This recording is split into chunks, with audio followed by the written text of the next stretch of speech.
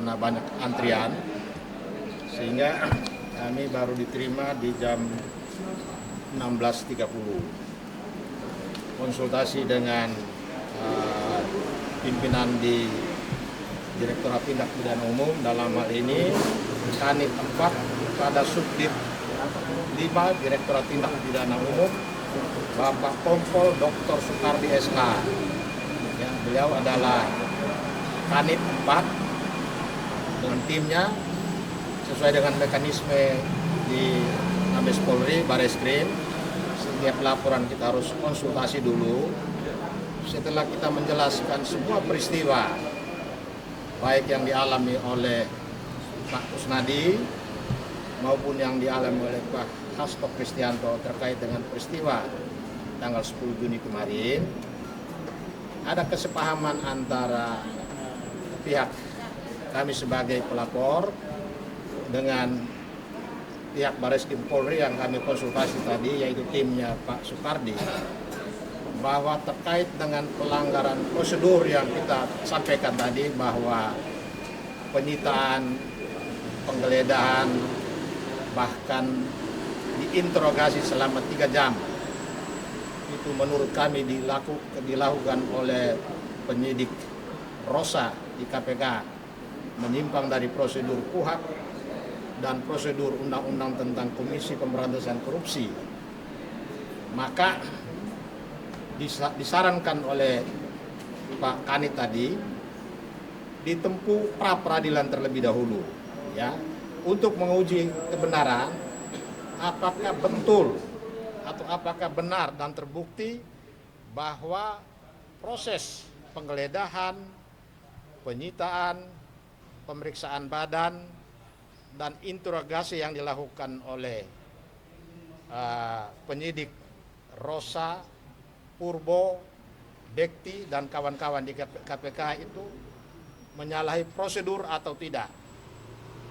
Nanti kalau putusan pra peradilan menyatakan bahwa proses penggeledahan, penyitaan, interogasi yang dilakukan terhadap Pak Kusnadi dan juga barang-barang milik Pak Hasto itu melanggar prosedur KUHP dan melanggar prosedur undang-undang tentang Komisi Pemberantasan Korupsi, baru diproses sesuai dengan keinginan pelapor, yaitu bahwa dia merasa terjadi perampasan kemerdekaan dan perampasan barang milik pribadinya. Mengapa demikian? Karena ada ketentuan pasal 50 yang menyatakan bahwa setiap orang yang melaksanakan undang-undang tidak dapat dipidana. Ya. Jadi penyidik melakukan tindakan penyitaan, penggeledahan, ya, bahkan pemeriksaan, penginterogasian, itu di dalam surat berita acara penggeledahan, berita acara penyitaan disebutkan ada sprindik.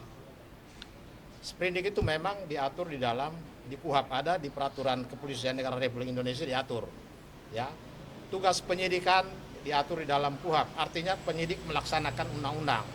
Tetapi dalam melaksanakan undang-undang itu penyidik bisa saja salah, bisa saja melanggar prosedur, seperti halnya yang terjadi dan dialami oleh Kusnadi dan Pak Hasto Kristianto. Berdasarkan bukti-bukti yang ada, kami menilai itu terjadi pelanggaran prosedur. Tetapi pelanggaran ini harus diuji terlebih dahulu melalui mekanisme pra peradilan yang sekarang ini juga sedang disiapkan. Ya, kira-kira dalam 1-2 hari ini akan didaftar.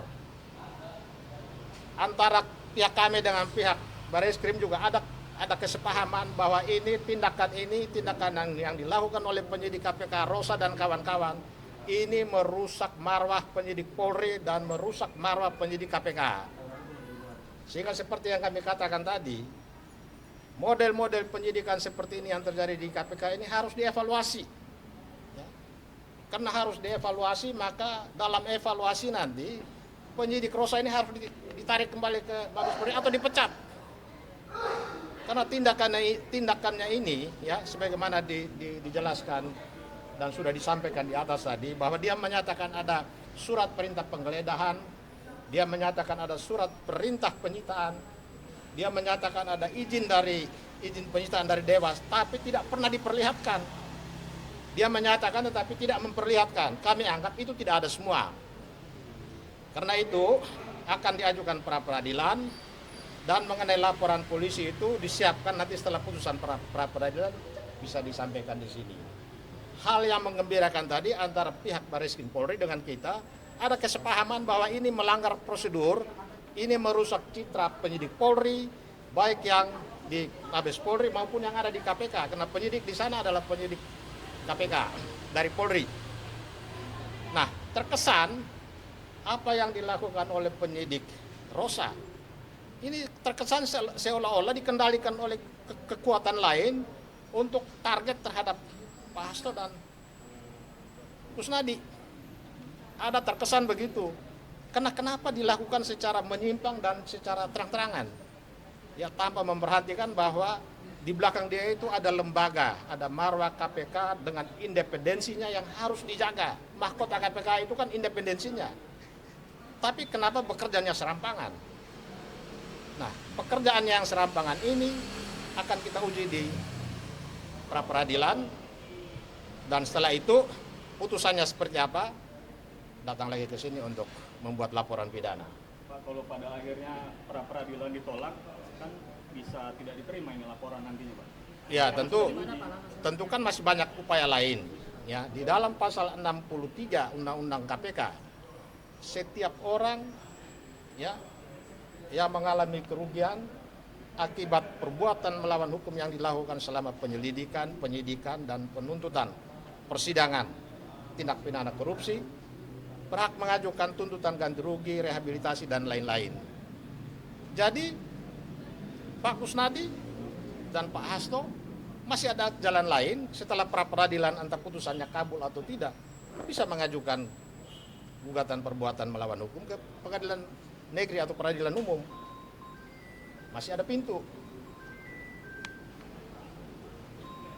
Jadi pada intinya polisi menolak laporan begitu ya, Pak? Tidak menolak, tetapi secara safety-nya daripada kita lapor sekarang, kemudian ada pra peradilan, mereka akan menunggu pra peradilan. Ya, jadi lebih baik kita tempuh pra peradilan yang prosesnya juga hanya 1 minggu. Setelah itu baru kita bawa ke sini. Barreskrim lagi berarti nggak ke Polda ya? Pasti ke Barreskrim lagi Ya, ya? Barreskrim lah lebih dekat. Pak, tadi Pak disebutkan ada pihak lain yang berusaha untuk menggerakkan dari penyidik Robi ini, apakah dari tim kuasa hukum ini siapa yang diduga menjadi pihak lain ini?